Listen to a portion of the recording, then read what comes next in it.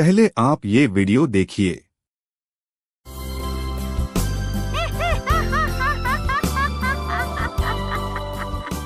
एक रात समीर, जो कि एक बहुत बड़ा पत्रकार होता है, उसकी बहन नेहा और उसका दोस्त राघव गाड़ी से अपने शहर लौट रहे होते हैं। वो लोग दूसरे शहर गए होते हैं क्योंकि समीर को अच्छा पत्रकार होने के लिए एक समारोह में इनाम देने के लिए बुलाया गया होता है। लेकिन जब कार्यक्रम खत्म होता है तो रात हो जाती है। साथ ही साथ बहुत तेज बारिश भी होने लग जाती है। भैया, ऐसी बारिश में क्या हमारा निकलना ठीक होगा? बिल्कुल, मुझे कल ऑफिस भी जाना है। छुट्टी नहीं ले सकता वरना रुक जाता। ज्यादा लेट करेंगे तो सुबह वैसे भी ऑफिस जाना है। अभी तो गाड़ी मैं चलाऊंगा, कोई दिक्कत नहीं होगी। तेज बारिश, सुनसान हाईवे और बिजली बहुत कड़क रही होती है। पूरी सड़क पर सिर्फ वही तीनों की गाड़ी चल रही होती है। आगे कुछ भी दिखाई नहीं देता। तो समीर का दोस्त राघव बोलता है, रुको, मैं गूगल मैप चला देता हूँ, कम से कम पता तो चलेगा कि हमें जाना कहाँ है। ऐसे तो कुछ भी दिखाई नहीं दे रहा यार। अब क्या होगा? मैंने कहा था हमें रुक जाना चाहिए था। इतनी रात को सुनसान सड़क, ऊपर से बारिश, कुछ भी नहीं दिख रहा। कब तक चलेंगे ऐसे हम लोग? यार नेहा, तू थोड़ी देर चुप रहेगी? तब से एक ही रट लगा रखी है। और एक तो ये जीपीएस हमें कहीं मरवा देगा। ये रास्ता जाना पहचाना नहीं लग रहा। भैया, लेकिन तुमने कहा था शॉर्टकट है।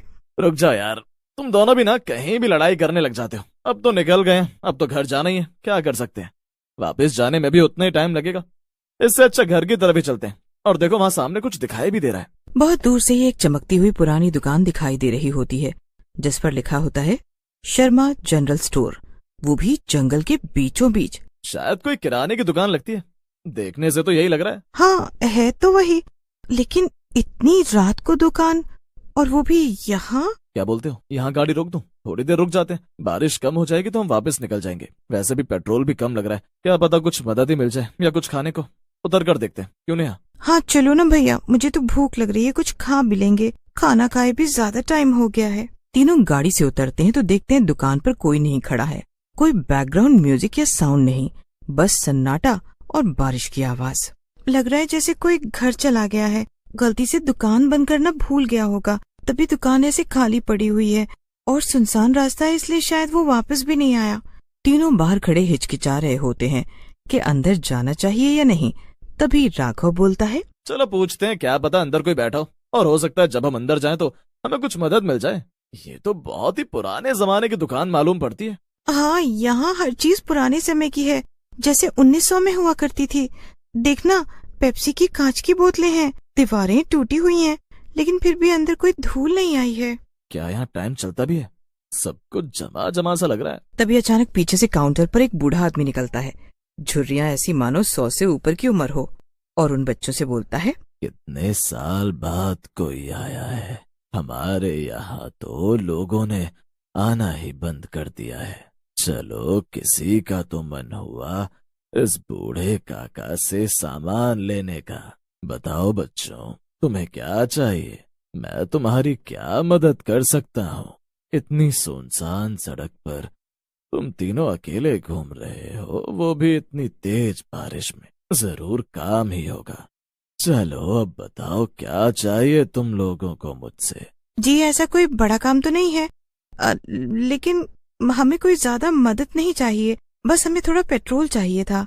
आपके पास पेट्रोल होगा क्या? क्योंकि आपकी तो किराने की दुकान है, लेकिन अगर आपके पास कोई गाड़ी वगैरह है तो क्या आप थोड़ा पेट्रोल हमें दे सकते हैं? हमारी बहुत मदद हो जाएगी। अरे अरे बेटा, तुम्हारा काका सब बेचता है, सब कुछ। पेट्रोल, बचना भागना सब मिलेगा।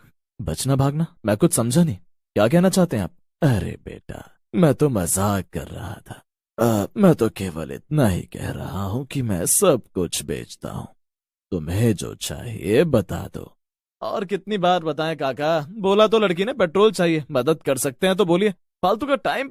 मैं कोई फालतू का टाइम पास नहीं कर रहा हूँ। मेरे पास पेट्रोल है, लेकिन मैं वो तुम्हें तभी दूंगा जब तुम लोग मेरी एक शर्त मानोगे। लो, अब पेट्रोल लेने के लिए इनकी शर्त भी मानो? क्या तमाशा है यार। एक तो रात में यहाँ फंस गए, ऊपर से एक दुकान भी मिली तो ऐसे दुकानदार के साथ। अभी हमारे पास दूसरा कोई चारा भी नहीं है। दोस्त, चलो उसकी बात मान लेते हैं। वैसे भी जा तो हम सकते नहीं घर। राघव समीर की बात मान लेता है, जिसको सुनकर दुकानदार एक भयानक सी मुस्कुराहट देता है। बताओ काका, क्या शर्त है आपकी? दुकानदार दुकान के अंदर और बाहर जाता है और वहाँ से 3 बॉक्स ले आते हैं और वो 3 बॉक्स उन तीनों के सामने रख देता है। तुम तीनों को यहाँ से एक एक बॉक्स चुनना होगा। सब एक ही बॉक्स चुन सकते हैं। अगर उन्होंने एक बार एक बॉक्स उठा लिया तो उसको बदल नहीं सकते।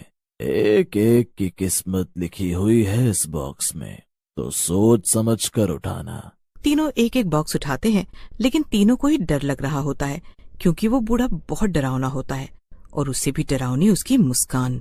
समीर जब अपना डब्बा खोलता है तो उसमें 2 पैकेट दाल के मिलते हैं, लेकिन टैग दोनों पैकेट के ऊपर लिखा होता है, बाहर नहीं जा सकते। ये क्या बकवास चीज मिली है मुझे? इस कंपनी का नाम तो मैंने कभी सुना ही नहीं। नेहा जब अपना डिब्बा खोलती है तो उसमें चिप्स के पैकेट होते हैं। उन चिप्स के पैकेट पर लिखा होता है, तुम अब मालकिन बन चुकी हो।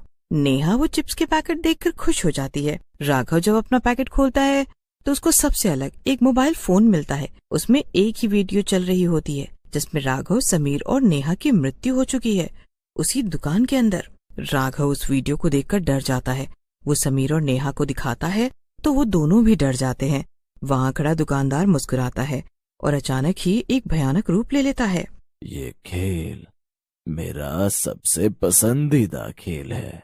बहुत जमाने से मैंने ये खेल खेला है और ऐसे ही करके मैंने आज तक बहुत सारे लोगों को मारा है। अब तुम तीनों की बारी है। ये रिकॉर्डिंग अभी की है, लेकिन ये शूट किसने की? तुम हमारे साथ ये सब क्या कर रहे हो? हम तो तुम्हें जानते भी नहीं है। तुमसे बस पेट्रोल मांगने आए थे। नहीं है तो हम जा रहे हैं। अब तुम तीनों कहीं नहीं जा सकते। अब तुम मेरी किराने की दुकान में फंस चुके हो। तीनों के तीनों दोबारा गाड़ी में बैठते हैं और जितना भी पेट्रोल होता है उसको चलाने की कोशिश करते हैं। वो तीनों गाड़ी शुरू करते हैं और थोड़ी दूर तक चलते हैं तो फिर से उन्हें वही दुकान दिखाई देता है और सामने खड़ा वही भूतिया दुकानदार। इस बार गाड़ी दाईं तरफ से ले यार, यहाँ से तो दोबारा से हम वहीं आ गए। समीर राघव की बात सुनता है और गाड़ी को दूसरी दिशा में ले जाने लग जाता है, लेकिन वो लोग फिर से वही दुकान के सामने पहुंच जाते हैं जहाँ से वो लोग निकले थे। हर बार हम पीछे लौट रहे हैं, कोई देख रहा है हमें। दुकान के अंदर चलना चाहिए, सामान मेरा इंतजार कर रहे हैं। नेहा गाड़ी से उतरकर उस भूतिया दुकानदार के पास जाकर खड़ी हो जाती है, जिसको देखकर राघव व समीर भी उसके पीछे चले जाते हैं और जो नेहा कर रही होती है उसको देख दोनों घबरा जाते हैं। नेहा दुकान के सामान को ठीक कर रही है और उसकी आंखें सफेद कैसे हो गई? ऐसा लग रहा है उसे कुछ सुनाई नहीं दे रहा। नेहा के हाथ खुद बहुत चल रहे होते हैं। समीर को काउंटर के नीचे एक मोबाइल फोन मिलता है। उसमें एक वीडियो होती है उसी दुकानदार की, जो बोल रहा होता है, हर 7 साल पर यहाँ 3 लोग आते हैं, उनमें से एक मरता है, एक मालिक बनता है और तीसरा दुकान का हिस्सा बनता है। तो अगला दुकानदार? राघव खुद को मारने की कोशिश करता है चाकू से। नेहा पूरी तरह बदल चुकी होती है। हम पहले ही मर चुके हैं, मुझे बाहर जाना है। लेकिन समीर जैसे ही बाहर भागता है वो एक आटे की बोरी में बदल जाता है, जिसको बाद में वो दुकानदार अपनी दुकान में लाकर रख देता है।